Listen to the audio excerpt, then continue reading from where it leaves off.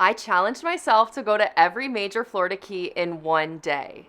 I didn't want to just go to each key, but I wanted to experience them. So the rules are I have to take a photo, I have to try a unique activity, and I have to try a unique food item local to each key. If I want to fit all of the keys in one day, I needed to start at 6 a.m. The first on the list is Key Largo. All right, I have an hour-and-a-half drive to Key Largo, which is my first stop where we are going snorkeling. I'm actually terrified of snorkeling, but we're gonna do it because John Pennekamp Coral Reef is supposed to be the best thing in Key Largo. It's supposed to be the thing to do there. Let's get moving.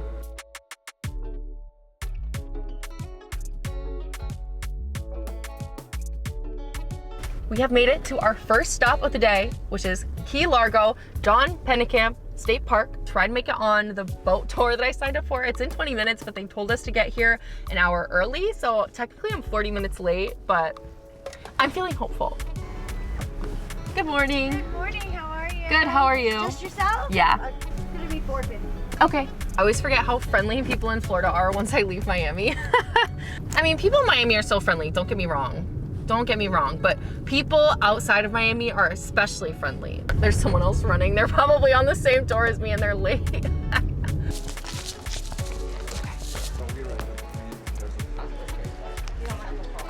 you go. Thank you.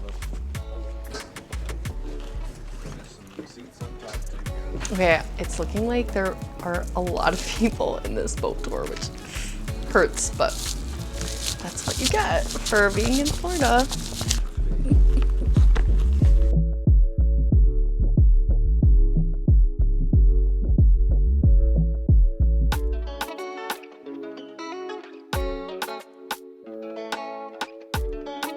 All right, guys, this is what it takes to be a travel creator. How do I look? Let's go check out some coral.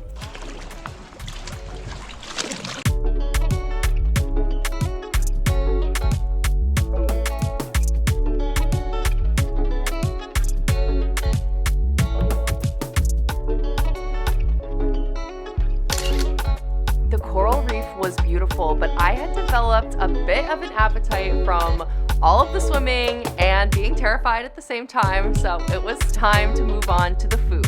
I am starving and I have a really exciting fishery that I want to go try some food from. Additionally, I brought the most Florida hat that I could find in my closet, which seems pretty fitting. My next stop was Key Largo Fisheries, where I had conch fritters. You know those big seashells that you put up to your ear and you can hear the ocean? That's a conch. It is actually illegal to harvest conch in Florida, so although it is a typical food for the Florida Keys, all of the conch that I was trying today is actually from the Bahamas. Buzzing. Usually I would not have fried food, but the challenge was I had to try something unique to Key Largo. So it came with a little sauce and 2 lemons. Gonna try the first one, no sauce, and they're huge too. Like, these are pretty big. Now I can't actually have gluten, but I can have a little gluten as a treat. So I'm having a little gluten as a treat.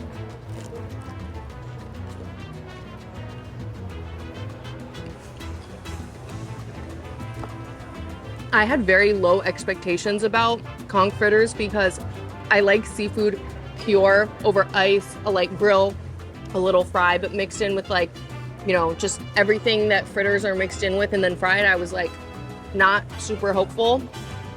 This is amazing. It has a little bit of a seafood taste, but it's not overly seafood forward. And it has like a lot of garlic and onion and herb flavor, and the texture is incredible. It's so soft. Now let's try it with the sauce. I don't think it needs the sauce, to be honest. I think they're perfect just with a little bit of lemon. I give the conch fritters a 7.5 out of 10. I'm very surprised.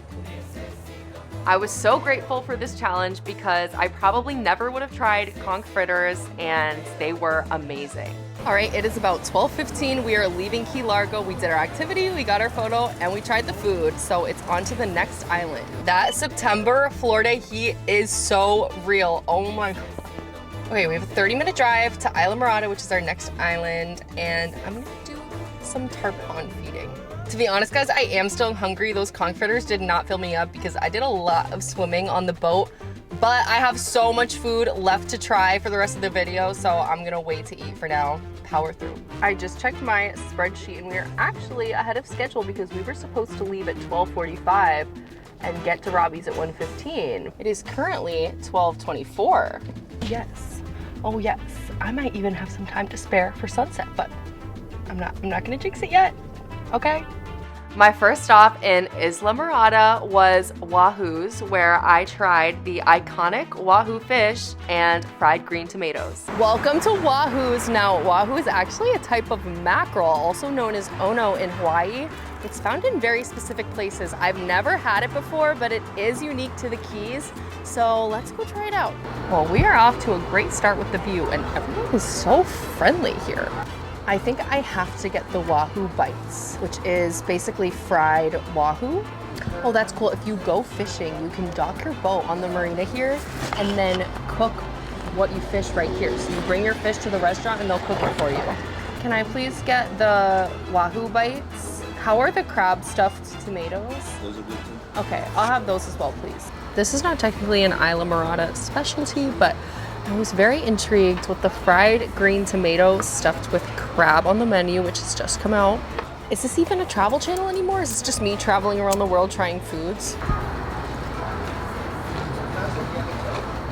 That's pretty good. I mean, it's a little oily, but you can tell the tomato is really fresh. I like whatever like chipotle sauce they put on here, but the real gem is that it's topped with this crab. The crab totally steals the show. It's light, fresh, seasoned well. The herbs make it like the perfect fit with fried food. It's like a little too oily for me. I give this like a 6. I'm not loving it. I will say they are pretty generous with the crab portions here because this is just an entire piece of stuffed crab. This is what I really came here for, the Wahoo bites. Fresh out of the fryer. It doesn't really smell like much. It smells like fried fish. I like how so far I've exclusively eaten fried foods with gluten. Seems like a bad way to start the day, but I don't believe any of the other food that I'm planning on trying has any gluten on this trip. So, Wahoo bite.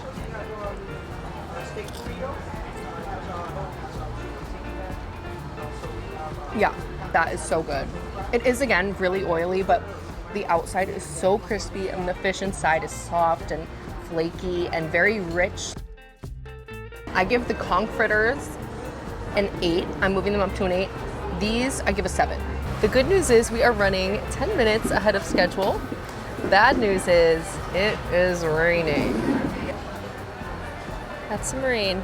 The Wahoo was absolutely delicious, but my luck was starting to run out because the fried green tomatoes I cannot say the same about, and it also started to rain. My stomach is starting to hurt from all the fried food. Oh, it's really wild that eating food that you're not supposed to that also happens to be fried makes you feel bad. That is so crazy. It's almost like the consequences of my own actions are at it again. All right, well, we got some tarpon to feed, so let's head out. Robbie's is an open air market that has a bunch of different souvenirs, bars, food truck, and most importantly, feeding the tarpon, which we're about to go see if we can do. I spy a good photo op. Tarpon fish are absolutely massive. They can grow up to 8 feet and weigh 350 pounds. So I was feeling a little bit intimidated to try to feed them. Oh my God. Oh, you guys, the pelicans out here are so aggressive. I'm kind of scared of the pelicans. I'm scared of the pelicans, you guys. Thank you. We need security here. No. David, get.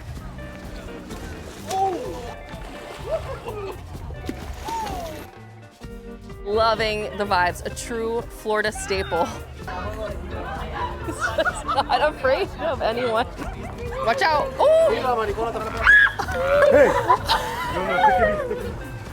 Oh my god, it's so chaotic. Crying children, pelicans stealing fish, everyone's scared.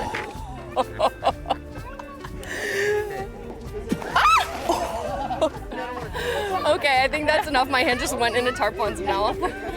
That was so much fun. Honestly, I'm gonna give that activity a 10. I did not expect to have so much fun feeding them, but the way they jump out of the water, it was very chaotic in a very fun way. I give that a 10.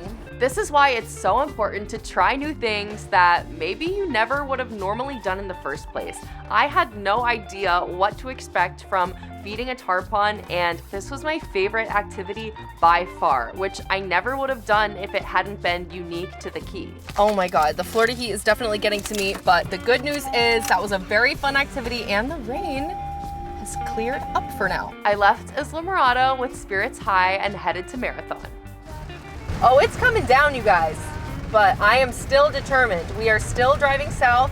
I'm going to this beach in a thunderstorm, and I don't know what I'm gonna do there. Probably just get out, get drenched, and then get back in the car. But that's okay, because you know what? Sometimes the trip is not about actually doing the thing, but it's about building character. And that's what we're doing today. We're building character, the Florida way. And like a true Floridian, I'm not letting a little rain get in my way. We have made it to Sombrero Beach, and miraculously there is no rain in sight. Not even a drop is coming down right now. How lucky are we?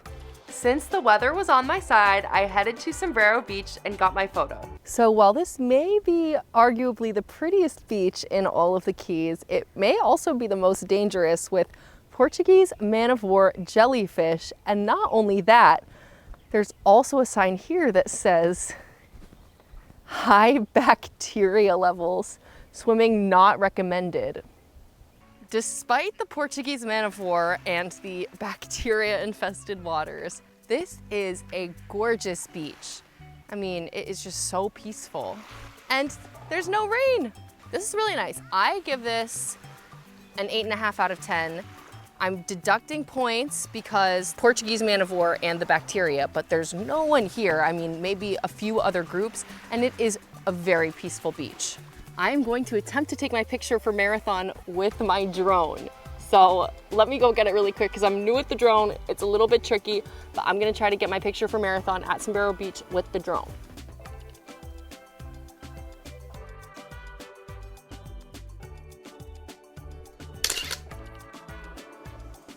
Florida is extremely hot in September, and I would have loved to get in the water, but I didn't think that it was worth the risk, and we still had a lot of challenges to do. All right, you guys, well, I am dripping in sweat and maybe a little sunburned, but Sombrero Beach was a success. The only problem is we are behind schedule, so I need to hit the road to make sure that we hit all the keys today. Speaking of challenges, it was time to try some Marathon food.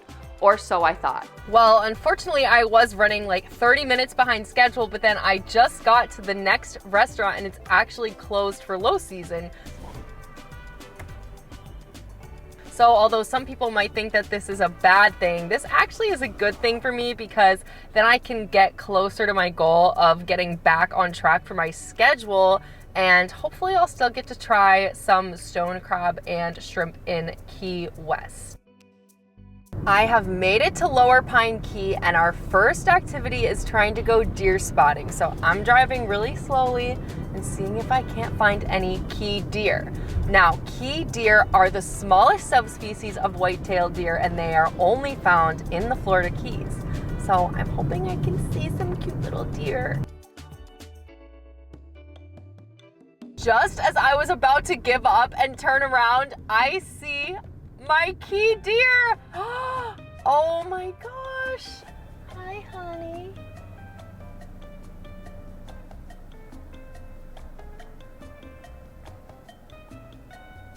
Well, although the refuge was closed, I would say that was a pretty big success because we got super close to a key deer. So now the only thing left to do is eat and take a photo.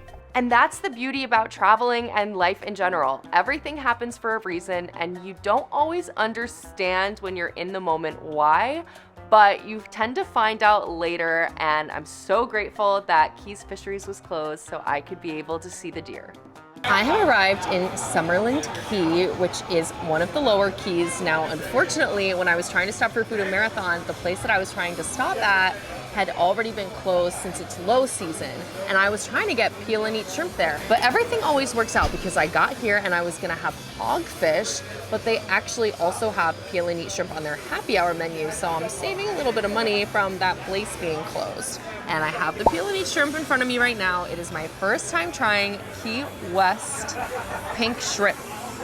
And it looks like they put some kind of seasoning on it too. Gotta put some muscle into this, love it. I think it's Old Bay.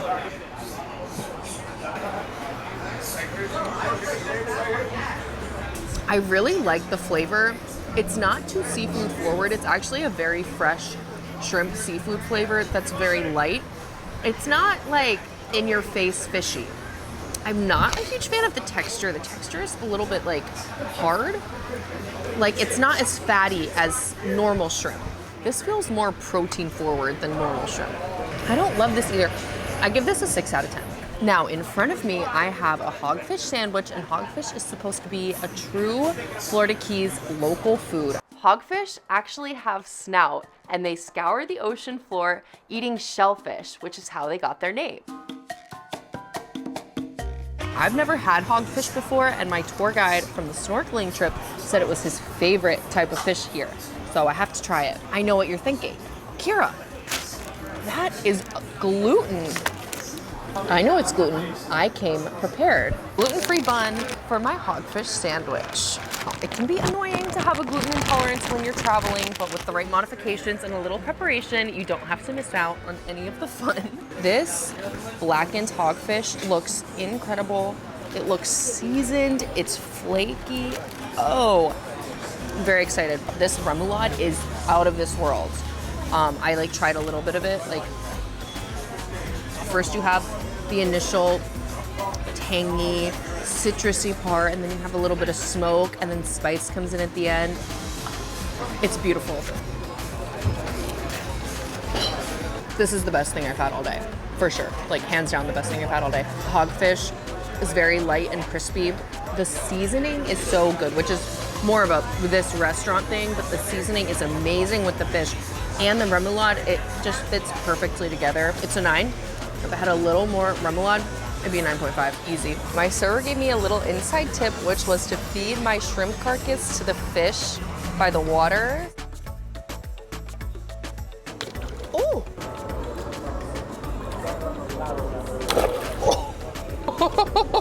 That one splashed me.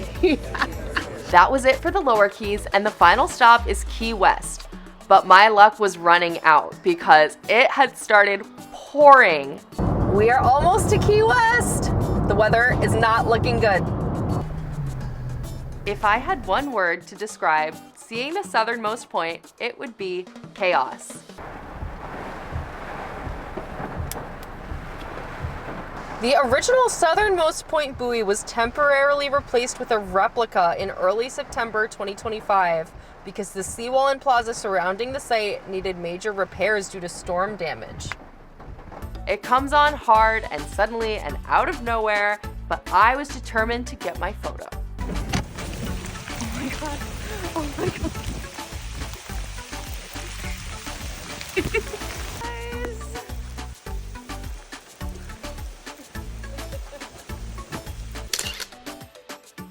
In the face of adversity on this channel, we persevere. So I got my photo, and you know what? This video would not be interesting if I didn't have any challenges or if everything went right. So I'm grateful that it was under construction and pouring because when there's a will, there's a way, and we still got the photo. I have made it to my last food stop for this video, but unfortunately Key West notoriously has pretty tough street parking, so I'm gonna have to walk in the rain to get there. Let's go. I just want you guys to know if this was a normal vlog and I wasn't doing a challenge, I would not be here right now. Okay, I have in front of me the last food item. I tried to order stone crabs and they were out of it. I'm picking my battles today. So I have for us to try the last Key West food item, a lobster roll. I need to come clean with you guys. This lobster is from Maine. I'm sorry. I've had spiny lobster before. Maine lobster is better. It's still like a Key West food. The lobster's not from here, but it's still a Key West food. You might be thinking, Kira, a lobster roll has gluten in it. I know, but if you remember from earlier in the video, I've stashed this in my bag for the whole day. Make room for the lobster. I know this is insane. I just want to have a lobster roll like a normal person, okay? Sue me. And I'm transferring the lobster into my gluten-free roll. Oh, it's so warm. I'm pretty pleased with this portion of lobster meat as well. I'm gonna drizzle more butter. And we have our gluten-free lobster roll. Okay, now to rate it out of 10, I have to like get a good bite.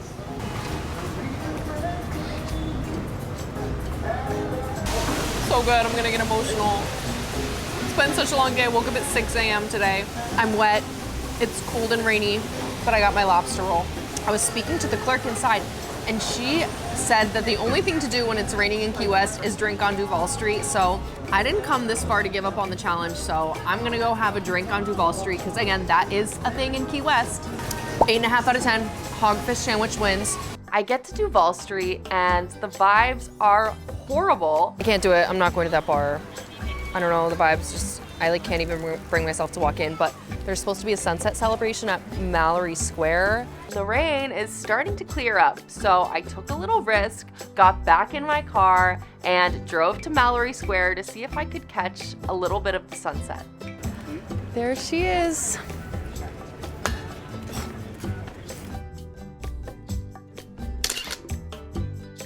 Left my house at 6 a.m.